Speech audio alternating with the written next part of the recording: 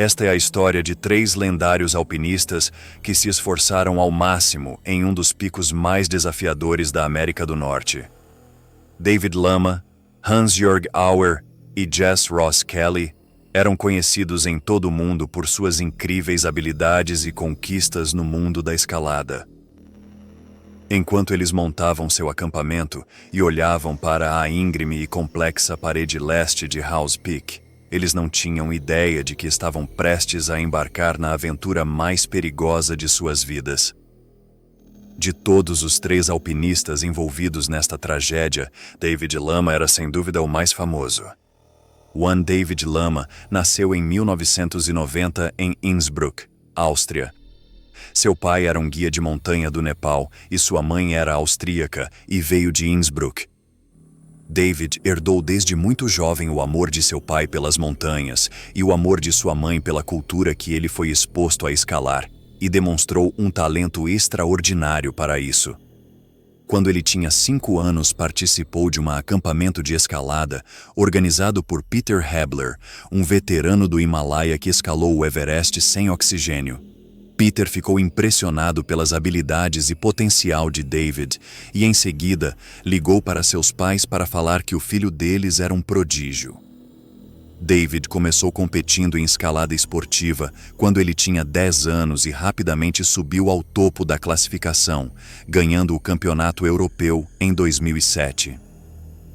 Ele foi uma estrela no Mundial, com todos admirados por sua força técnica e estilo.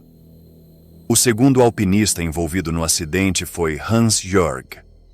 Hans-Jörg nasceu em 1984 em Zams, uma pequena cidade nos Alpes Turilianos da Áustria. Ele cresceu no estilo cercado por picos de montanhas e geleiras. Ainda jovem, ele começou a escalar seguindo os passos de seu irmão mais velho, Gerhard, que também era alpinista, e logo desenvolveu uma paixão pela escalada, especialmente no solo livre. De acordo com ele, o solo livre lhe deu uma sensação de liberdade e harmonia com a natureza. Ele ficou famoso em 2007 quando escalou a Raiz do Peixe na face sul do Marmalata, uma parede de 3.000 pés nas Dolomitas da Itália sozinho e sem o uso de cordas. Ele escalou a grande parede em menos de 3 horas e foi a primeira vez que alguém havia realizado tal façanha no grande muro de rocha com aquele grau de dificuldade. Raiz do Peixe foi classificado como 5.12c, o que significa que foi muito difícil e exigiu bastante técnica de sua parte. Ele disse que passou 2 anos se preparando para a escalada, estudando cada movimento e cada sustentação da subida, o que lhe deu confiança e paz para o desafio. O terceiro e último alpinista deste trio é Jess Ross Kelly. Jess foi um prodígio. Seu pai, John Ross Kelly, era um alpinista lendário que conquistou alguns dos picos mais altos e difíceis do mundo, incluindo o Everest e K2. Jess começou escalando com seu pai quando tinha apenas 4 anos de idade, e rapidamente superou a sombra de seu pai e criou a sua própria identidade na escalada de montanhas pelo mundo. Com um talento natural, ele era destemido e com uma atitude incomparável, ele se tornou o mais jovem americano a escalar o Everest com apenas 20 anos, quebrando assim o recorde mundial. Ele conquistou outros picos incríveis, como Denali Choyu e Monte Huntington. No processo, ele foi patrocinado por algumas das melhores marcas da indústria, como o North Face e Lowa Boots. Tudo estava indo a seu favor até o fatídico dia de 16 de abril de 2019. Os 3 alpinistas chegaram ao Canadá no início de abril de 2019 com a intenção de escalar novas rotas em alguns dos picos mais emblemáticos das montanhas rochosas canadenses: o Andromeda Strain, Mount Alberta e Howse Peak. O Howse Peak é sem dúvidas o pico mais alto nas montanhas Waputnik e um dos climas mais difíceis e perigosos da América do Norte. Ele tem uma parede leste íngreme e complexa que se eleva a 300 metros acima de uma geleira. A parede é regularmente exposta a avalanches e desmoronamento de cornijas. Além disso, a face é atingida por condições climáticas extremas e pouca visibilidade. A parede havia sido escalada apenas uma vez antes, em 1999 por Steve House, Barry Blanchard e Scott Backus. Eles a apelidaram de Rota M60 e levaram aproximadamente cerca de 18 horas para escalar. É uma rota muito desafiadora que requer escalada vertical ou suspensa em gelo e rocha com pouca ou nenhuma proteção e com um alto risco de morte. Na madrugada de 16 de abril, os 3 alpinistas experientes deixaram seu acampamento ao amanhecer e percorreram seu caminho ao longo da base da parede até o primeiro obstáculo, uma cachoeira congelada que se elevava acima deles. Hans-Jörg assumiu a liderança, balançando seu eixo no frágil gelo quebradiço. Mal haviam começado e já tiveram que fazer uma pausa quando uma chuva de neve caiu sobre eles. Parecia um aviso, como se a própria montanha estivesse dando um sinal de alerta. Mas os 3 homens estavam decididos e continuaram seguindo rapidamente rumo ao topo. Usando uma ferramenta para se segurar na corda, eles logo alcançaram uma borda e olharam para cima, e tudo o que viam era uma parede que mais parecia um labirinto de ravinas cobertas de neve e acidentadas. David decidiu explorar uma linha diferente dos alpinistas anteriores. Primeiro ele cruzou para a esquerda ao longo de uma borda de neve, e depois subiu uma encosta íngreme. Jess e Hans-Jörg se juntaram a ele, escalando a mesma linha. Em seguida alcançaram outra borda e cruzaram novamente para a esquerda, e ao olharem para cima, eles viram a cachoeira brilhando ao sol. Era a Linha do Rei. A Linha do Rei é uma linha mista que nunca tinha sido escalada. David continuou escalando, e rapidamente Jess e Hans-Jörg o seguiram. E assim que saíram da cachoeira, eles se abraçaram e sorriram. Estavam orgulhosos, pois haviam escalado a parte mais difícil da parede rochosa. Mesmo agora faltando ainda 450 metros, eles estavam mais confiantes. Novamente os amigos cruzaram para o lado esquerdo, procurando uma crista de neve que os levaria ao topo. David Lama e sua equipe começaram uma caminhada por um canal de neve de 30 metros de largura que os levou à crista sudoeste. Enquanto subiam, Jess liderou uma encosta mista difícil até a crista e finalmente alcançaram o cume a 3.295 metros. Eles tinham completado, finalmente realizaram o que apenas uma outra equipe havia conseguido em todos esses anos. Mas infelizmente mal sabiam que o destino tinha outros planos para eles. Hans-Jörg capturou o momento com uma foto do sol brilhando sobre eles, mas quando começaram a descer, nuvens apareceram de repente. Eles sabiam que uma descida difícil os esperava, mas não tinham ideia do que estava por vir. Escolheram a mesma rota pela qual tinham alcançado o cume, a rota M16. Quando de repente, enquanto os alpinistas desciam, uma enorme avalanche desabou.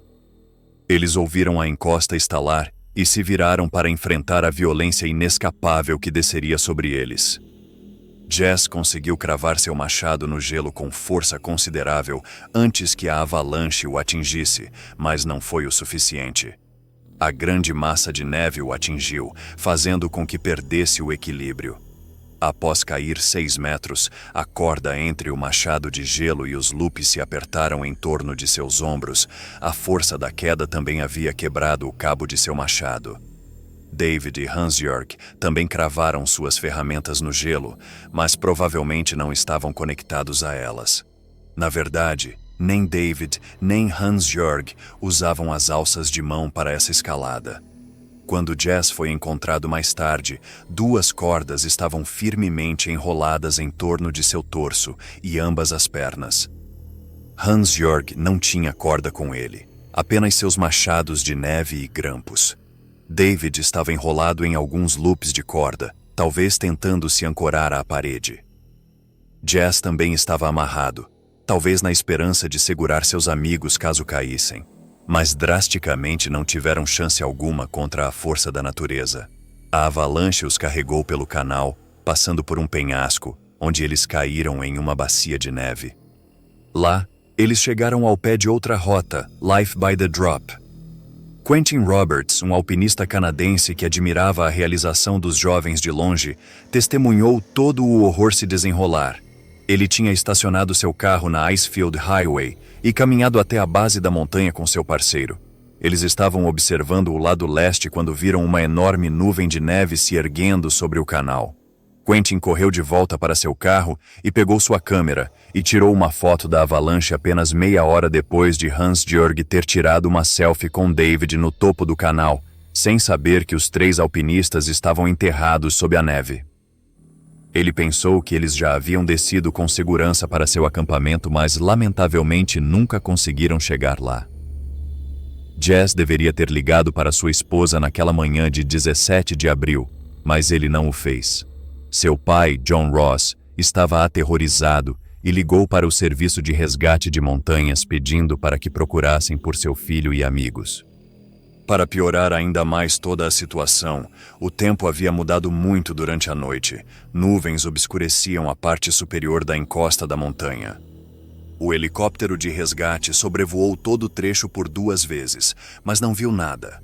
Somente na terceira tentativa, eles viram 1 ou 2 corpos na encosta da avalanche abaixo de Life by the Drop, parcialmente cobertos de neve.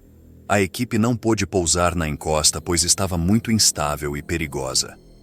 E não restou nada a fazer, e tiveram que esperar até 21 de abril, quando as condições melhoraram ligeiramente.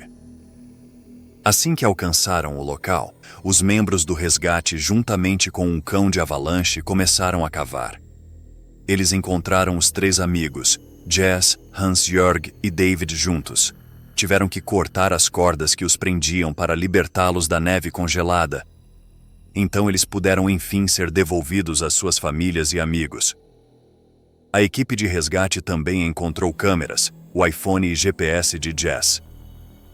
Usando todo esse equipamento, seu pai, o lendário John Ross Kelly, mapeou a última expedição de seu filho, usando localização, fotos e suas décadas de experiência escalando as montanhas mais difíceis. John escreveu um relatório detalhado explicando todas as partes da ascensão da equipe, as dificuldades que enfrentaram e sua trágica passagem durante a descida.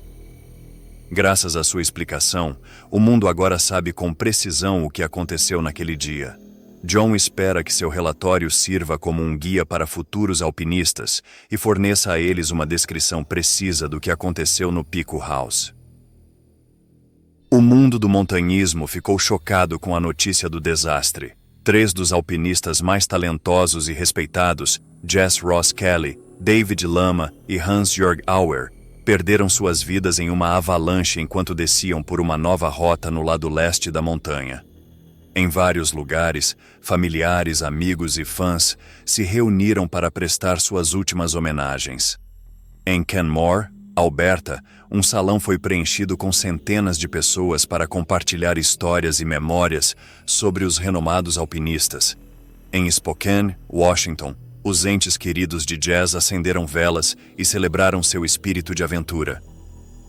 Em Innsbruck, Áustria, as famílias e fãs de David Lama e Hans-Georg Auer assistiram a um vídeo de suas incríveis realizações e ouviram discursos de seus colegas. Esse desastre também provocou uma reflexão sobre a natureza da escalada e seus riscos e benefícios. Muitos alpinistas ficaram tristes, chocados e confusos com a perda de seus amigos e heróis.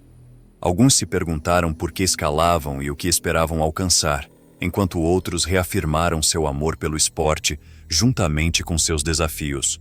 Todos perceberam o quanto a vida é preciosa e, mais ainda, o quanto a natureza é poderosa. O desastre no Pico House foi um evento trágico que marcou para sempre a comunidade de montanhismo. Descansem em paz, David Lama, Hans-Georg Auer e Jess Ross Kelly. Não esqueça de nos apoiar com seu like, um gesto simples de sua parte, mas que faz uma grande diferença para nós. E se gosta de conteúdos como esse, faça sua inscrição no canal, pois toda semana temos novidades. Obrigado, por hoje é só, e até o próximo vídeo.